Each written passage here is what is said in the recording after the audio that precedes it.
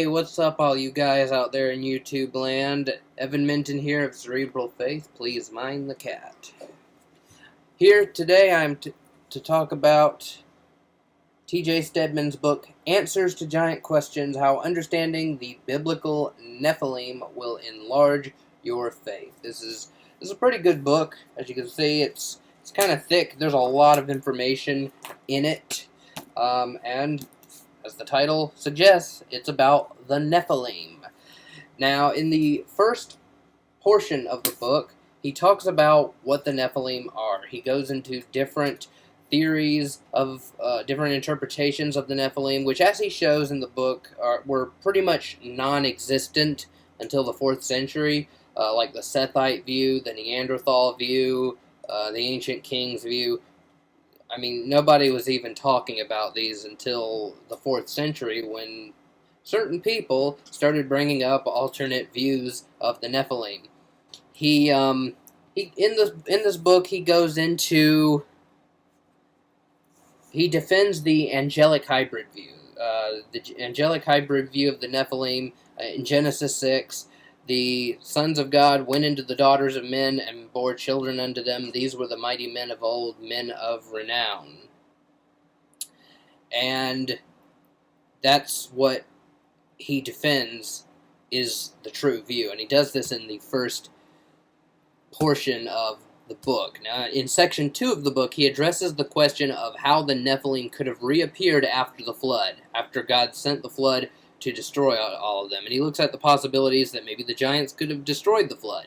He looks at the possibility that maybe the angels who impregnated the women before the flood repeated their offense after the flood. He looks at the possibility that maybe someone on the ark, such as Noah or maybe one of Noah's children, passed on their, maybe they had Nephilim genes that were dormant and didn't reemerge to produce giants until after the flood. He looks at all these possibilities, and he uses the biblical text and logic to rule them out. The option that he thinks is most plausible is that the biblical Nimrod used necromancy to summon the spirits of one of the fallen watchers, and they used black magic to transform him, Nimrod, into a Nephilim. And it was Nimrod being supernaturally transformed into a Nephilim that caused the Nephilim to reappear post-flood. This is a pretty solid work on this topic. In my opinion, you'll be doing yourself a disservice if you don't read it. And like a lot of books dealing with ancient Near Eastern studies in relation to the Old Testament, this is not bedtime reading. This is a book for serious study. This book will make you think, and that's a good thing. Here at Cerebral Faith, we use the brains that God gave us. Later in the book, he talks about how Israel fought against the giant clans in their conquest of Canaan. And this section of this part of the book, I think, not only has theological value, but it has apologetic value as well. Because so many skeptics of Christianity try to paint God as a moral monster because he just slaughtered the Canaanites. Oh, it's genocide. They object to it to the conquest on moral grounds. Well, Steadman argues from extra-biblical sources, and he looks at the biblical text as well, that the land of Canaan was fickle. When it came to giving people resources to live on, it was fickle. Sometimes it was very prosperous, and other times you had times of famine. And the people were nomadic, and they were always ready to get up and leave whenever famine struck or whenever they were under military threat. On this basis, Steadman infers that most likely when Israel went into Canaan, there probably weren't very many civilians because they would have packed their bags and left. Now, of course, when Israel goes into the land and they inhabit it, it's a land flowing of milk and honey. Steadman doesn't really get into this seeming contradiction. Maybe, my thought is maybe God miraculously transformed it for his chosen people. But anyway, I mean, given the fact that it was fickle, famine could struck at any time, and, they were nomadic, so they were ready to get up and just leave. Just pack their bags and go at a moment's notice. And so, seeing the Israelite army advancing, they probably would have been like, oh, crap's about to hit the fan, we gotta get out of here. And so there were probably very few civilians that would have chosen to stay. For example, Rahab and her family. Now, in my writings on the Canaanite Conquest, I argue that God's destruction of the Canaanites was just. They were an extremely depraved and debauched people. One of the many horrible things they did was they regularly sacrificed their children in a fire to the god Molech. That's not only idolatry, but that's infanticide. And they did this on a regular basis. You don't think people like that deserve to be destroyed? I do. And God was merciful. He gave them 400 years to repent of this evil, and they never did. But if there weren't even any non-military Canaanites in the land, I mean, yeah, obviously the army would have stayed behind to fight, but if there weren't even any civilians in the land to begin with, the moral objection against the Canaanite conquest is even weaker.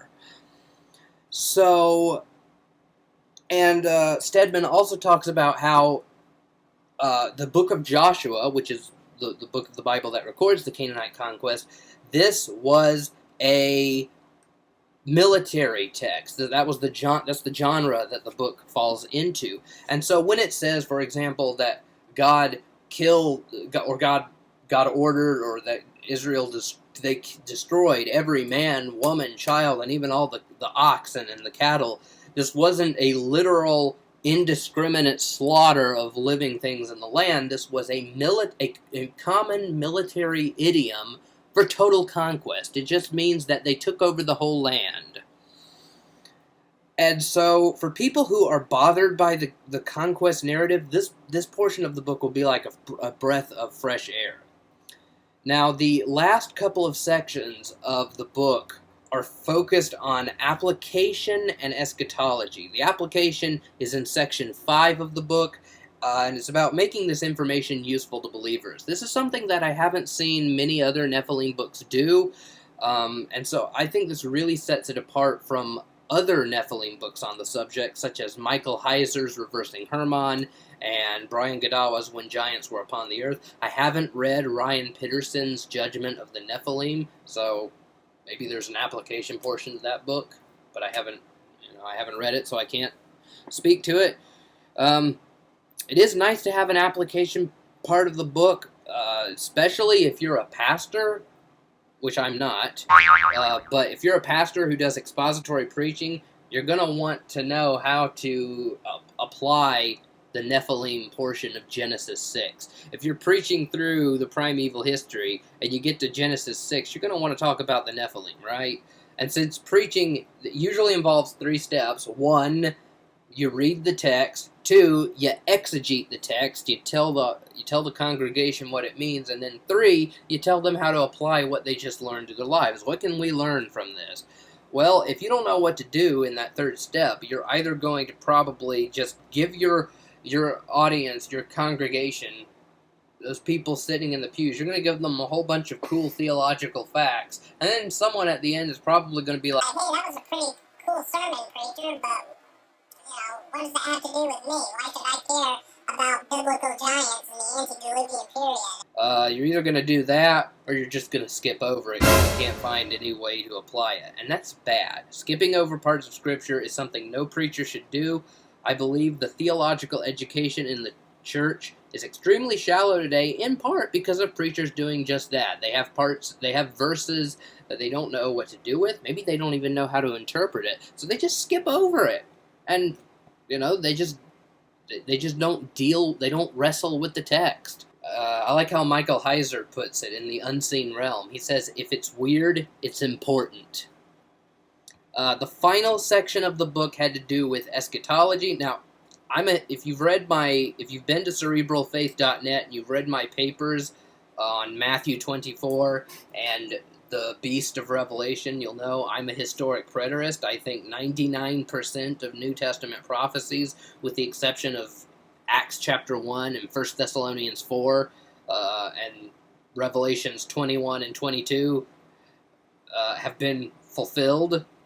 And so this part of the book, I had found myself disagreeing with him more than on other parts. In other parts of the book, I disagree with some minor issues, like him saying that the Israelites didn't really adhere to dome cosmology. They just, it was all just metaphorical language. It was all figurative language. That's not entirely correct. So if you're wondering why I, as a historical preterist, I'm advocating. I'm saying this. I'm giving this as a disclaimer because so many people are like, "Oh, how could you endure?" I may say, "Hey, you should read R.C. Sproul's book on salvation by faith alone," and they'll be like, "R.C. Sproul's a Calvinist."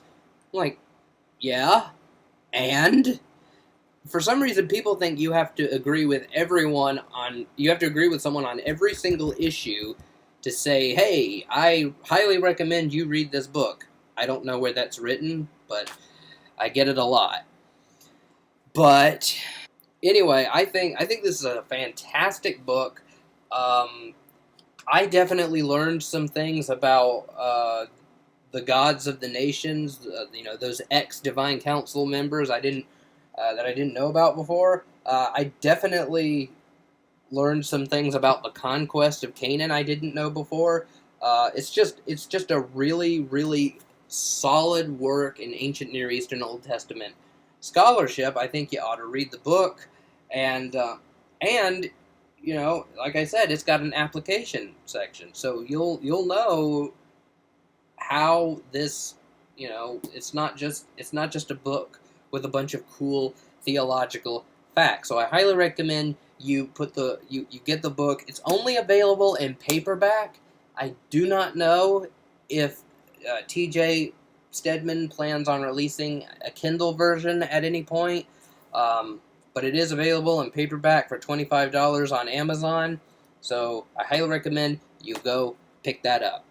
And if you'd like to know more about this book, I recently had T.J. Steadman on the Cerebral Faith podcast. Why did I turn into the Fonz?